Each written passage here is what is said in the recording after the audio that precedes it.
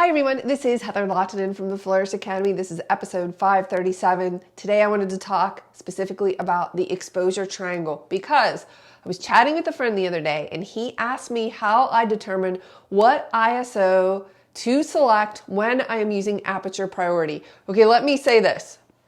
If you're shooting with mirrorless, it's a lot easier to learn the exposure triangle in your settings because what you see is what you are going to get, which means you can adjust your settings and you can see, oh, that's a good exposure. So I'm talking specifically about a DSLR and I'm talking specifically about aperture priority. I know that I could go, good morning, Ashley, that I could go into manual mode and select my aperture, my shutter speed, spin my dial, use my meter, grab my ISO. I know that I could use auto ISO.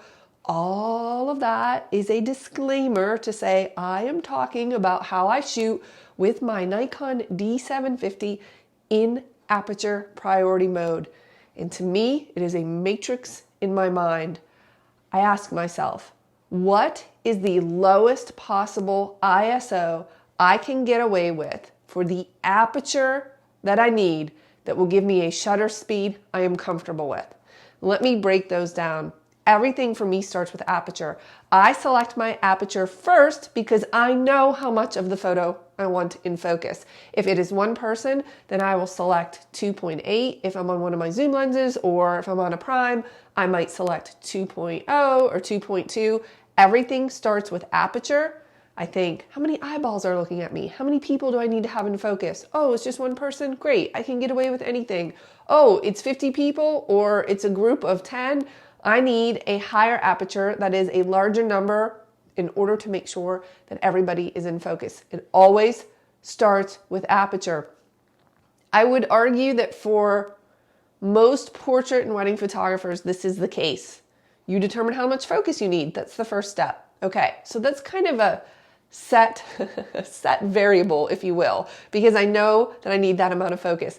Then, so again, the matrix goes like this. What is the lowest possible ISO I can get away with and still have a shutter speed that I am comfortable with that supports the aperture that I need? Okay, so how do you know? Well, unless you're shooting mirrorless, you don't. You just have to start somewhere. So we were out photographing the other evening. He was asking me this and I said, I looked around like right now. Okay, it's kind of dreary right now. I have my Nikon D750 with me. I'm in aperture priority mode. Let's say I need an aperture of 5.6. I have a group of people in front of me and I point the camera outside and I see that my shutter speed is automatically selected by the camera, and right now it's 1/200th of a second. So that was ISO 1000 at f/5.6 gave me 1/200th of a second, which more often than not I'm pretty comfortable with if my subjects are pretty still. So if that's the case, I happen to guess pretty close. ISO 1000 works in that scenario. I would then begin shooting, obviously keeping an eye on my settings and adjusting as needed. But let's say I select f/5.6, ISO 1000. I'm going to point this direction now. And my shutter speed is saying, 1/15th of a second. Well, if that's the case, I know that I can't take that photo without either increasing the shutter speed, adding a flash. I have to get light from somewhere. Let's say I can't use my flash, so I need a faster shutter speed. And I'm at, well, depending on where I position this, I'm now at 1/13th of a second, f/5.6, ISO 1000. That's not going to work. So I can't change my f/5.6 because I need all of those people in focus. So I am going to increase my ISO. I'm going to put it up to ISO 2000, point that direction again. Now I'm showing 1/25th of a second. Still too slow. ISO is going up. Let's see, 3200. Now I have 1/30th of a second. Okay, at this point, I must add a flash. There is nothing I could do at this point that would make me comfortable. I'm going to add a flash and get that shutter speed up to about 1/80th of a second. But that's not always the case. Let's say you're in an environment, well, let's work outside right now. If I took my ISO really down, which I never, ever do, ISO 100, just doesn't happen for me in this area, and I go to photograph outside, at 5.6, I'm at 1/25th of a second too slow. So I will just increase my ISO until I get a shutter speed I am comfortable with. So I just took my ISO up to 250. It's now saying 1/40th of a second. Not comfortable with that. Let's take this ISO up to 500. It's now saying 1/80th of a second. Okay, if my subject is really still, I could probably get away with that. But why not increase my ISO again back up to 1,000, which I believe is where we started. And now I'm at 1/200th of a second. Now I'm ready to take photos because that feels good to me. Now, when I was photographing inside of the room and I hit a point where I couldn't increase the ISO anymore, let me rephrase. I was not comfortable increasing the ISO anymore. Then it is time to add a flash. You need lighting because there's nothing you can do to take that photo without lights because you're at 1/13th of a second, 1/20th of a second. It's going to be a blurry image. So again, going back to the original question, which is how do I select my ISO? I ask myself, what is the lowest possible ISO I can get away with this aperture that I require that will give me a shutter speed I feel comfortable with?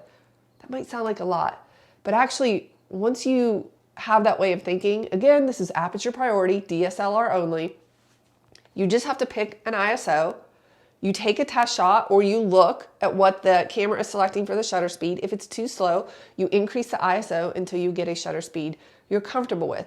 I can usually land on the perfect settings within 1 to 2 shots just by the feedback the camera is giving me.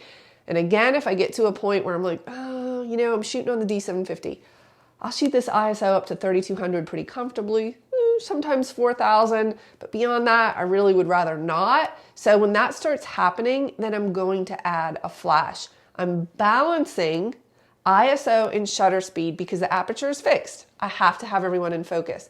Balancing ISO and shutter speed, making sure that my shutter speed is fast enough to freeze the motion, if any, that's in front of me, if the subject is still or relatively still. For me, 1/80th, 1/60th of a second.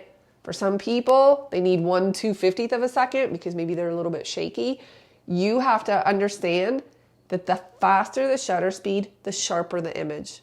So if you're at ISO 250 and you're getting 1/80th of a second, personally, I think that's a little bit ill-advised because you could get motion blur from that. So why not increase your ISO to 500 or even 640 so that you get a faster shutter speed? People were really surprised inside of the Lightroom course in the membership when I had this series of a little boy, I think he was 2 or 3, and he was wild. And I was shooting outside on a bright sunny day, like late afternoon, but not into evening yet. And I shot the whole session at ISO 1600. And my shutter speed was 1/500th, 1/640th, or faster for that entire session. So you might think, but why the high ISO? You're outside and you have all of this light. Because I needed the shutter speed. I needed that fast shutter speed to freeze the motion of that little boy. All of my photos were sharp. And because I was shooting at a really fast shutter speed, the grain, especially in the D750 at 1600, was negligible. I didn't notice it at all, so it wasn't an issue.